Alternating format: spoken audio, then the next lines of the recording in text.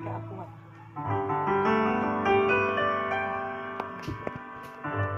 Kau di hatiku, kau di pikiranku dan bawaku mendekat. Di mana kau tinggal, kau di hatiku. Haleluya. Di hatiku, kau di pikiranku dan bawaku mendekat. Di mana kau tinggal, ku perlukan Tuhan menjamah hatiku. Ku perlukan Tuhan di hidupku. Hanya Engkau Tuhan,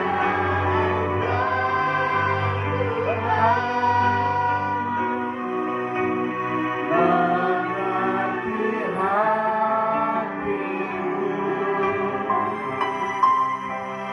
Hanya Engkau Tuhan yang ku perlu.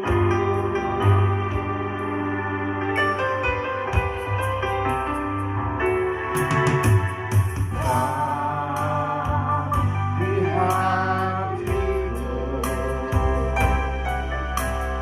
kau di pikiranku dan bawaku mendekat. Di mana kau tinggal,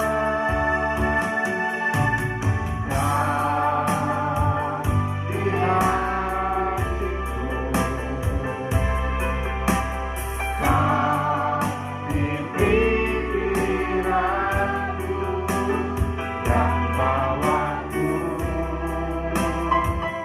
mendekat. Di mana kau tinggal, ku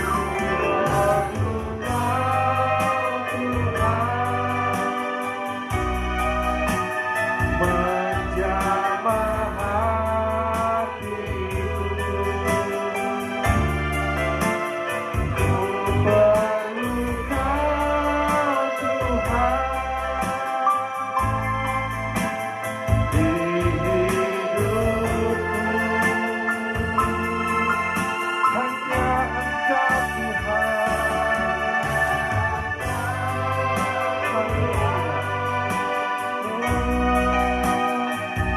mengerti hatiku. Hanya Engkau Tuhan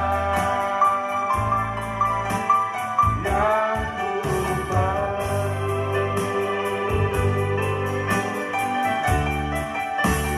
Hanya Engkau Tuhan.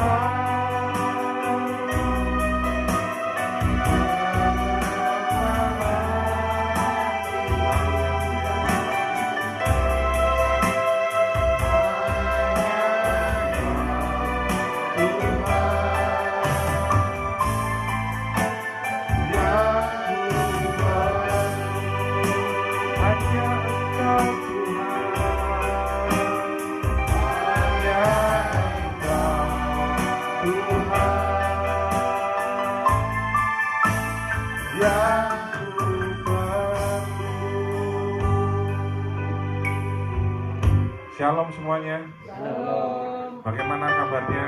Luar biasa. Yang luar biasa siapa? Tuhan Yesus. Haleluya, amin. Ya, kita ngadain Natal bulan Desember ini.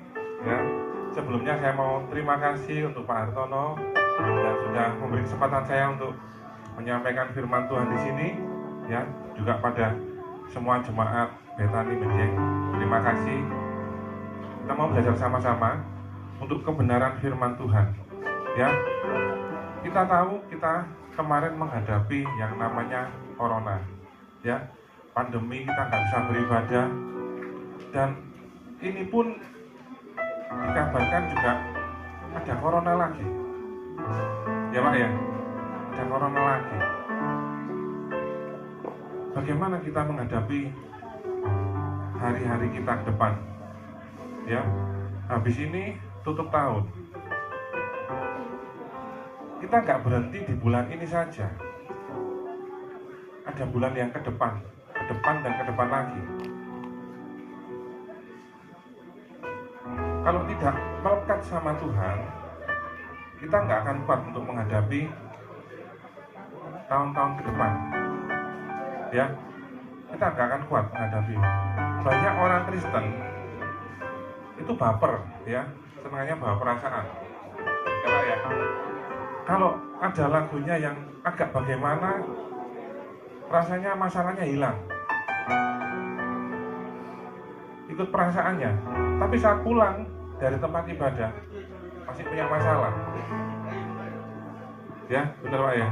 Nah, ini banyak orang-orang Kristen yang kebanyakan itu suka bawa perasaan.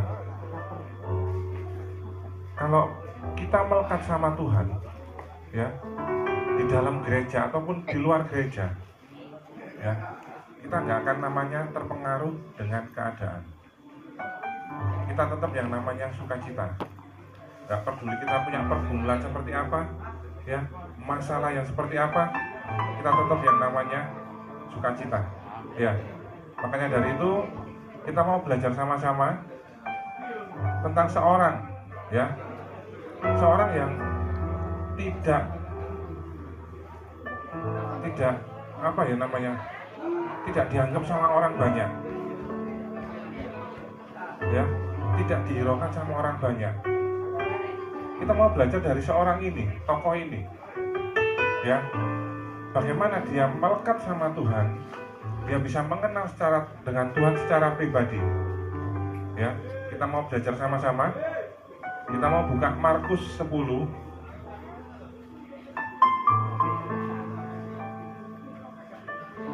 Markus 10 ayat 46 sampai 52.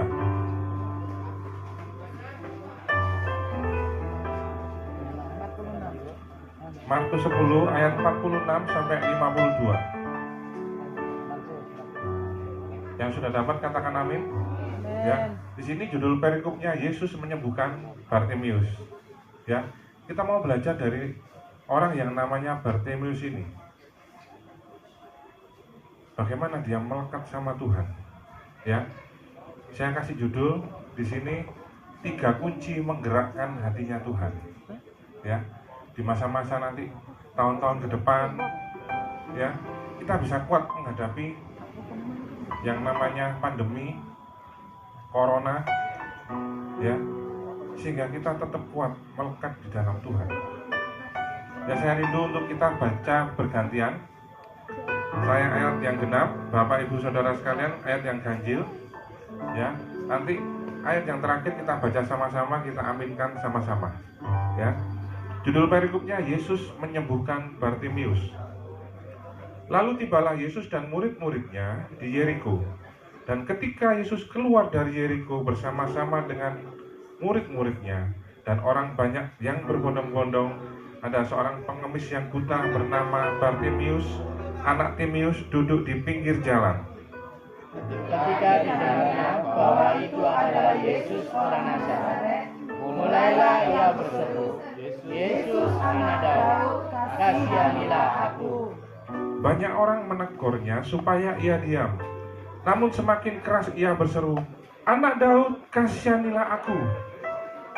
Lalu Yesus berhenti dan berkata, panggillah dia. Mereka memanggil orang buta itu dan berkata kepadanya, "Kuatkan imanmu, berdirilah." Ia memanggil engkau. Lalu ia menanggalkan jubahnya. Ia segera berdiri dan pergi mendapatkan Yesus. Tanya Yesus kepadanya, "Apa yang kau kehendaki supaya aku perbuat bagimu?" Jawab orang buta itu, "Rabuni, supaya aku dapat melihat." Ayat terakhir kita baca sama-sama. 1, 2, 3. Lalu kata Yesus kepadanya, "Pergilah, imanmu telah menyelamatkan engkau." Pada saat itu juga melihatlah ia. Lalu ia mengikut Yesus dalam perjalanannya. Amin. Ya, kita mau belajar sama-sama tentang kebenaran firman Tuhan di sini. 3 kunci menggerakkan hatinya Tuhan. Bukan hanya Natal yang kita rayakan, tapi melekatnya hati kita sama Tuhan. Ya, di Natal ini supaya kita dapat menjalani hidup-hidup kita di masa yang akan datang, ya, di tahun depan. Ya, di sini dikatakan Yesus menyembuhkan Bartimius. Lalu tibalah Yesus dan murid-muridnya di Yeriko, dan ketika Yesus keluar dari Yeriko bersama-sama dengan murid-muridnya dan orang banyak yang berbondong-bondong, ada seorang pengemis yang buta bernama Bartimius. Anak Timeus duduk di pinggir jalan. Nah, tadi yang saya katakan, kita belajar dari seorang yang namanya Bartimius. Siapa Bartimius ini? Ya, kenapa kita harus belajar dari orang yang namanya Bartimius ini? Ya, di ayat yang ke-46, ya, dikatakan di sini ada seorang pengemis yang buta, ya, namanya Bartimius. Jadi Bartimius ini adalah seorang pengemis, sudah pengemis, buta lagi, ya, duduknya tiap hari di pinggir jalan. Timeus ini adalah nama bapaknya. Bapaknya juga buta, anaknya juga buta. Kita bisa bayangkan, ya Bapak Ibu Saudara sekalian, pengemis buta duduk di pinggir jalan. Pasti orang-orang di sekitarnya nggak akan menghiraukan dia. Kalau orang Surabaya bilang, wis gak level orang ini. Iya, wis gak level. Makanya tidak diperhatikan sama orang-orang, nggak dihiraukan sama orang-orang. Tapi di sini kita mau belajar dari orang yang namanya Bartimius ini. Ya, 3 kunci menggerakkan hatinya Tuhan dari seorang yang namanya Bartimius. Ya, kita baca ayat selanjutnya. Ketika didengarnya bahwa itu adalah Yesus orang Nazaret, mulailah ia berseru, "Yesus anak Daud, kasihanilah aku." Kita tahu tadi Bartimius adalah orang yang buta. Ya, kok bisa tahu waktu Yesus lewat itu adalah Yesus, Bartimius ini, dan dia berseru, "Yesus anak Daud, kasihanilah aku." Bagaimana dia tahu? Ada yang tahu di sini? Ada yang tahu, Pak? Dia kan buta tadi ya. Kita udah tahu baca di sini. Ada seorang pengemis yang buta, namanya Bartimius. Loh, waktu Yesus jalan, kok dia tahu kalau itu adalah Yesus yang jalan? Bagaimana dia bisa tahu? Kita belajar ya sama-sama ya. Kita belajar sama-sama. Di ayat 47 ini kita baca di sini dikatakan, ya, ketika didengarnya. Jadi lewat pendengarannya dia bisa mengenali itu adalah Yesus. Saat Yesus mengadakan mujizat di sebelah sana, dia mendengar, dia simpan dalam hatinya. Saat Yesus mengadakan mujizat di sebelah sana, dia dengar, dia simpan dalam hatinya. Ya, jadi dia tahu kalau waktu Yesus lewat, itu adalah Yesus yang lewat. Makanya kalau kita pergi beribadah, persekutuan doa, dengar firman Tuhan, dengar, simpan dalam hatimu. Ya, dengar telinga kanan, simpan dalam hatimu. Jangan dengar telinga kiri, keluar telinga kanan, atau dengar telinga kanan, keluar dari telinga kiri. Pulang nggak dapat apa-apa nanti. Kalau engkau menyimpannya firman Tuhan dalam hatimu, engkau akan ngerti artinya firman Tuhan itu. Ya, di sini Bartimeus, dia seorang buta. Dia cuma dengan mendengar, dia bisa mengenali Tuhannya secara benar.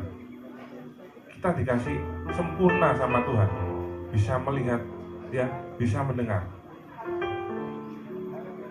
Kunci yang pertama, kenalilah Tuhan Allahmu secara benar. Ya, kunci yang pertama, kenalilah Tuhan Allahmu secara benar. Siapa Tuhan kita? Tuhan Yesus. Jadi kita harus mengenali Tuhan kita, Tuhan Yesus secara benar.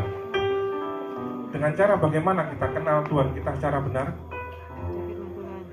Yang pertama, ya, kita punya waktu intim sama Tuhan. Satu hari 24 jam. Masa kita nggak bisa menyediakan waktu buat Tuhan 2 jam saja? Ya, kita punya saat teduh sama Tuhan. Siapa yang di sini ada saat teduh? Jam 4 pagi. Luar biasa. Punya saat teduh sama Tuhan. Satu hari 24 jam kita punya kesibukan. 2 jam saja kita sediakan. Ya, kita punya saat intim, saat teduh sama Tuhan. Ya, jadi ibu-ibu kalau bangun tidur jangan langsung ke dapur masak, Bu. Ya, diam dulu di kaki Tuhan. Ya, nyanyi 1-2 lagu. Setelah itu doa sama Tuhan. Juga bapak-bapaknya kalau bangun tidur jangan langsung, Bu, bikinin teh, kopi. Biasanya seperti itu. Bangun tidur langsung ke teras, suruh bikinin istrinya teh atau kopi. Diam dulu di kaki Tuhan, ya, doa dulu kan di kaki Tuhan. Setelah itu baru melakukan aktivitas kita. Ya, caranya untuk kita mengenal sama Tuhan, punya waktu intim sama Tuhan. Yang kedua, baca firman Tuhan. Ya, dari Kejadian sampai Wahyu. Yang sudah khatam baca firman Tuhan siapa ya? Ada? Khatam ya? Kejadian, Wahyu. Jadi tengahnya nggak dibaca, Pak. Kejadian, Wahyu, Kejadian. Nah, ya, yang khatam firman Tuhan itu ya. Jadi kalau kita benar-benar baca firman Tuhan, kita akan ngerti sifat-sifatnya Tuhan. Kalau kita punya masalah, kita nggak akan nyalahkan Tuhan. Kita nggak akan nyalahkan Tuhan. Oh, yang salah aku berarti. Jadi saya harus bagaimana sama Tuhan. Ya, yang pertama tadi kita harus punya waktu intim sama Tuhan. Yang kedua, baca firman Tuhan. Cara mengenal Tuhan kita secara benar. Ya, tadi kita sudah dapatkan kunci yang pertama. Ya kan, saya tadi mau membagikan 3 kunci menggerakkan hatinya Tuhan. Yang pertama, mengenal Tuhan kita secara benar. Ya, mengenal Tuhan kita secara benar. Ya, kita lanjut lagi. Ayat 48. Banyak orang menegurnya supaya ia diam. Namun semakin keras ia berseru, "Anak Daud, kasihanilah aku." Ya. Di sini Bartimeus punya pergumulan, punya masalah. Siapa yang nggak punya masalah di sini? Yang nggak punya pergumulan ada? Nah, semua orang pasti punya masalah, punya pergumulan. Ya, Bartimeus pun di sini punya pergumulan, punya masalah, yaitu matanya yang buta. Ya, di sini ia berseru, ya, "Yesus, Anak Daud, kasihanilah aku." Tapi banyak orang yang menegurnya supaya ya diam gitu. Kalau kita punya masalah, kita punya pergumulan, berserulah cuma sama Yesus saja. Jangan sama tetanggamu. Ya Pak ya? Nah, biasanya kebanyakan orang dia punya masalah, punya pergumulan, dia cerita sama tetangganya, cerita sama teman sepelayanannya. Kita nggak ngerti loh sifatnya orang seperti apa. Ya, kita nggak ngerti sifat orang seperti apa. Nanti kalau kita cerita, diceritain ke sana, dibumbu-bumbuin dikit-dikit. Iya, jadi akhirnya melebar. Kalau punya masalah, punya pergumulan, cerita sama Tuhan Yesus saja. Ya, karena di sini Bartimeus cuma berseru sama Tuhan Yesus. Dan saat kita berserunya sama Tuhan Yesus, banyak orang yang nggak suka. Makanya di sini dikatakan banyak orang menegurnya supaya ia diam. Tapi kita nanti lihat ya keadaan saat kita benar-benar berseru sama Tuhan Yesus, keadaan itu akan seperti apa? Ya, kita akan lihat di sini. Ya, di sini tadi banyak orang menegurnya supaya ia diam, namun semakin keras ia berseru, "Anak Daud, kasihanilah aku." Ya, kunci yang kedua, pantang menyerah. Kita punya masalah apapun, pantang menyerah. Ya, jalan sama Yesus. Ya, kita sudah dapatkan 2 kunci. Ya, saya tadi mau bagikan 3 kunci. Kunci yang pertama tadi apa? Kenalilah Tuhan Allahmu secara benar. Ya, kunci yang pertama. Kunci yang kedua? Pantang menyerah. Ya, 2 kunci. Ya, kita lihat setelah kita lakukan 2 kunci ini, apa yang terjadi? Ya, kita baca selanjutnya ayat 49. Lalu Yesus berhenti dan berkata, "Panggillah dia."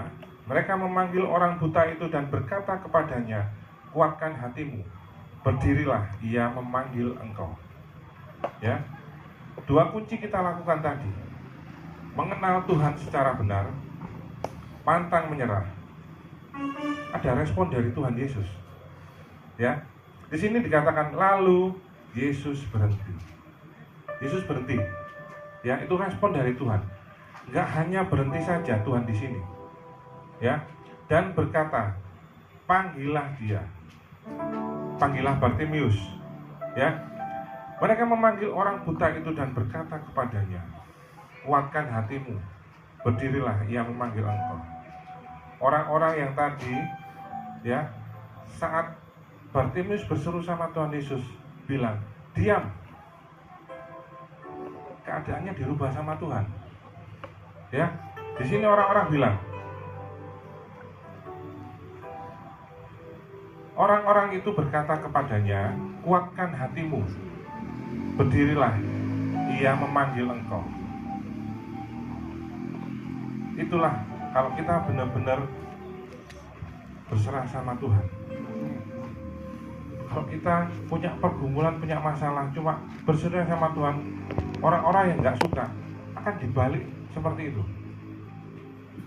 Yang tadi bilang diam, akhirnya sekarang dibilang kuatkan hatimu, berdirilah, ya, ia memanggil engkau. Itu respon dari Tuhan Yesus. Dia berhenti dan berkata, "Panggillah dia." Respon. Nah, kita baca ayat selanjutnya. Lalu ia menanggalkan jubahnya. Ia segera berdiri dan pergi mendapatkan Yesus. Kalau Tuhan Yesus sudah respon, kita juga harus respon. Ya, kita nggak bisa cuma doa saja. Ada yang Tuhan Yesus lakukan, ada yang harus kita lakukan. Jadi sama-sama, klik. Ya, kalau kita cuma doa, nggak akan ada berkat langsung turun, blek, nggak ada. Ada bagian kita, ada bagian Tuhan. Ya, saat kita lakukan bagian kita, seperti Bartimeus ini, Tuhan Yesus tadi udah respon, dia berhenti dan memanggil, dan juga Bartimeus ini. Lalu ia menanggalkan jubahnya. Lalu Bartimeus dia langsung menanggalkan jubahnya, dia berdiri, ya, dia berdiri dan pergi mendapatkan Yesus. Di sini kita benar-benar harus mengerti merespon Tuhan Yesus seperti apa. Contoh, ya Pak ya Bu, kalau ada undangan seperti ini, mungkin ini undangan dari Tuhan Yesus contohnya. Kita responnya bagaimana? Mau datang apa enggak? Ada yang bilang, aduh saya repot, masih kerja, masih ngurusi anak, ngurusi keluarga. Kalau ini undangannya Tuhan Yesus, responmu bagaimana? Itu respon kita sama Tuhan. Ya, jadi kan dua hal tadi sudah kita lakukan, ya. Dua kunci kita lakukan, mengenal Tuhan secara benar, pantang menyerah, ya. Sudah kita lakukan.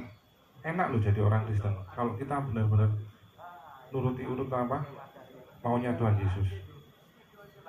Yesus berhenti manggil Bartimeus dan ada respon, ya. Nah, setelah ada respon, kita lihat lagi selanjutnya, ya. Ayat 51. Tanya Yesus kepadanya, apa yang kau kehendaki supaya aku perbuat bagimu? Jawab orang buta itu, Rabuni, supaya aku dapat melihat. Ya, kita lakukan dua hal tadi. Mengenal Tuhan secara benar, pantang menyerah. Ada respon dari Tuhan. Kita nggak bisa diam. Kita juga harus merespon. Ya, habis itu Yesus di sini tanya, apa yang kau kehendaki supaya aku perbuat bagimu? Ditawari ya Pak ya. Enak ditawari atau minta? Ditawari ya. Kita nggak susah-susah untuk doa. Tuhan aku minta ini, Tuhan aku minta ini. Ini cuma ditawari, Tuhan datang. Kamu minta apa? Bu, kalau Tuhan datang ditawari, Bu minta apa? Minta apa Bu? Sehat. Panjang umur. Sampai 200.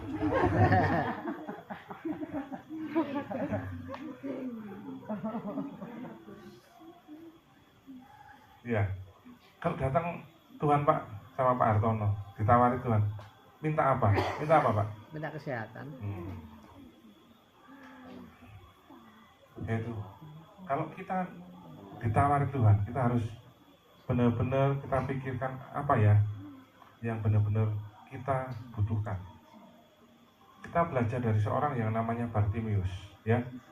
Saat Tuhan Yesus datang, ya dia menawari, apa yang kau kehendaki supaya aku perbuat bagimu? Di sini Bartimeus itu menjawab, Rabuni, supaya aku dapat melihat. Ya, Rabuni itu kan bukan rabun ya, tapi dapat melihat. Bartimeus bisa minta, Tuhan aku mau jadi orang kaya. Bisa. Karena dia miskin terus, mengemis terus, dia bisa minta seperti itu. Tapi dia nggak lakuin. Tuhan aku mau minta mobil mewah. Dia bisa lakuin. Tapi dia nggak minta. Di sini, Bartimeus minta sesuatu yang penting di dalam hidupnya. Yaitu dia minta sama Tuhan supaya dia bisa melihat. Nah itu. Ya, kalau dia minta jadi orang kaya, dikasih Tuhan kaya, dia nggak bisa menikmati kekayaannya. Dia buta. Ya, dia buta. Dia minta mobil mewah. Gak bisa nyetir Pak ya. Percuma nggak bisa. Tapi dia di sini dia minta sesuatu yang penting di dalam hidupnya, yaitu melihat. Kalau dia bisa melihat, dia bisa bekerja. Dia bisa melakukan banyak hal. Nggak ngemis lagi dia. Nah, kita belajar dari orang yang namanya Bartimeus. Meminta sesuatu yang penting di dalam hidupmu. Ya. Jadi di sini orang buta itu adalah Bartimeus itu dia minta sesuatu yang penting di dalam hidupnya, yaitu supaya dapat melihat. Ya, di sini. Kita tadi sudah dapatkan dua kunci, ya. Dua kunci kita lakukan. Yang pertama tadi kuncinya apa? Mengenal Tuhan secara benar. Yang kedua, pantang menyerah. Ya, kita lakukan dua hal tadi. Tuhan Yesus loh respon, berhenti dan berkata. Kita juga harus punya respon sama Tuhan. Ya. Terus habis itu ditawari Tuhan. Enak ya Bu ya? Ditawari. Minta apa? Ya, tawari. Minta apa? Nah, setelah itu, ya, kita ditawari, kita harus minta yang benar-benar menjadi sesuatu yang penting di dalam kehidupan kita. Ya. Nah, di sini ayat yang terakhir. Ayat kesukaan jemaat ya, Bu ya. Ayat terakhir. Ya. Lalu kata Yesus kepadanya, "Pergilah, imanmu telah menyelamatkan engkau." Pada saat itu juga melihatlah ia, lalu ia mengikut Yesus dalam perjalanannya. 3 kunci, kita dapatkan tadi 2 kunci. Mengenal Tuhan secara benar, pantang menyerah. Yang ketiga, punya iman yang besar sama Tuhan. Ya, apapun masalahmu, apapun pergumulanmu, pokoknya melok Yesus. Ya, apapun itu, jangan pernah meninggalkan Yesus, jangan pernah undur dari Yesus. Ya, kayak tadi Bu yang diteror ya Bu ya, jangan undur dari Yesus, tetap ikut Yesus. Nah itu, punya iman yang besar sama Tuhan. Ya, di sini dikatakan, lalu kata Yesus kepadanya, "Pergilah, imanmu telah menyelamatkan engkau." Pada saat itu juga melihatlah ia. Yesus kalau ngasih mujizat, nggak nunda-nunda. Pada saat itu juga, ya, nggak nunda-nunda, nggak kayak manusia. Manusia kalau mau ngasih sesuatu, kadang-kadang kan nanti dulu, nanti 2 hari lagi. Tapi Yesus enggak. Pada saat itu juga melihatlah ia. Ya itu, kalau kita benar-benar sama Tuhan, melekat sama Tuhan, Tuhan nggak akan nunda-nunda berkatnya untuk kita. Ya, di situ. Di sini dikatakan lagi, lalu ia mengikut Yesus dalam perjalanannya. Lalu Bartimeus mengikut Yesus dalam perjalanannya. Di sini banyak orang Kristen, kalau sudah dikabulkan doanya, ya Pak ya, Bu ya, doanya dipenuhi sama Tuhan, lupa sama Tuhan, nggak ke gereja lagi, ya Pak ya, nggak ikut komsel atau persekutuan doa, udah wis dikabulkan sama Tuhan kok. Tapi kita belajar dari orang yang namanya Bartimeus. Saat dia dikabulkan permohonannya, dia mengikut Yesus dalam perjalanannya. Karena Bartimeus tahu Yesus itu adalah satu-satunya jalan, ya, juru selamat. Dan dia tahu juga hidup itu adalah kesempatan untuk melayani Tuhan. Ya, 3 kunci menggerakkan hatinya Tuhan supaya pulang dari sini kita jadi pelaku firman. Ya, pelaku firman, 3 kunci menggerakkan hatinya Tuhan supaya kita ingat nanti tahun ke depan kita nggak akan susah. Pemerintah ngomong kan ada resesi, ya. Kalau kita benar-benar melekat sama Tuhan, 3 kunci ini kita pegang, kita akan berbeda dari orang-orang lain. Ya, tadi kita sudah belajar kunci yang pertama apa tadi? Mengenal Tuhan secara benar. Yang kedua, pantang menyerah. Yang ketiga, punya iman yang besar sama Tuhan Yesus. Amin. Ya, diberkati firman Tuhan. Amin. Ya, kita akan nyanyi satu lagu. Hidup ini adalah kesempatan.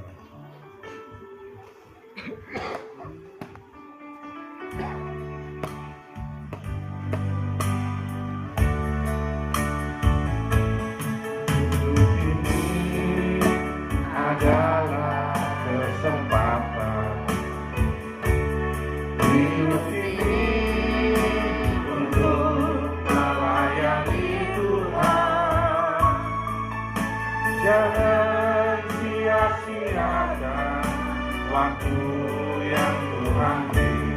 Hidup ini hanya sementara. Hidup ini adalah kesempatan.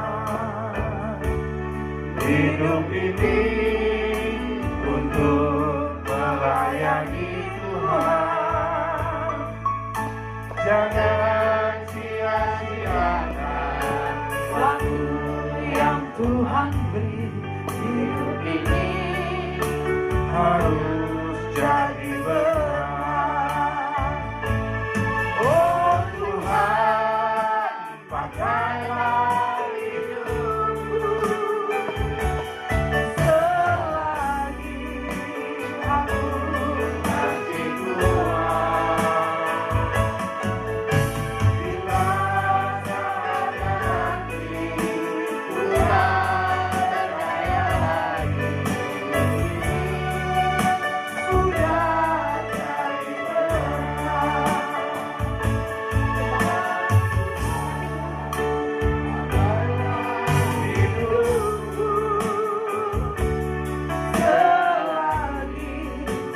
Haleluya, terima kasih Tuhan Yesus. Terima kasih untuk firman-Mu yang sudah Hamba-Mu sampaikan. Hamba-Mu sudah berhenti berbicara, namun Engkau gak pernah berhenti Tuhan, selalu berkarya di dalam kehidupan kami.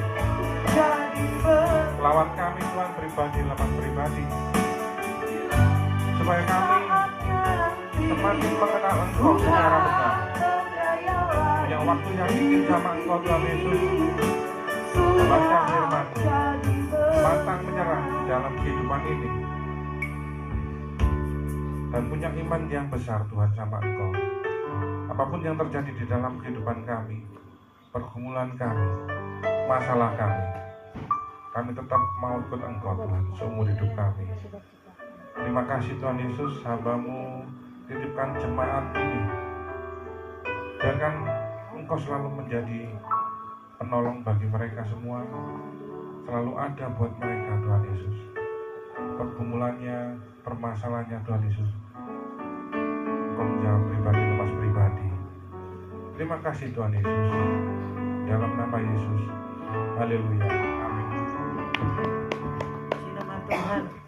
Semua diberkati oleh firman Tuhan. Amin. Tiba saatnya kita akan memberikan persembahan pekerjaan Tuhan.